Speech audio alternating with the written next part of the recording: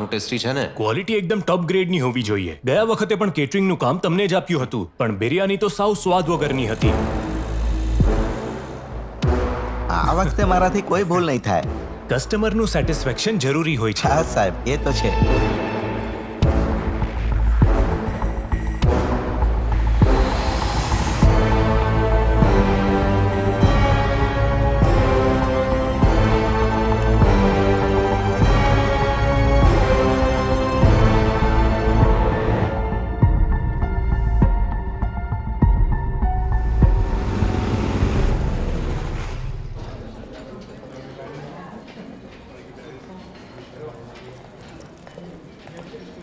હા ઠીક છે સર, સંભાળીને જજો. ઓકે. હા સર, તમે ઠીક છો ને?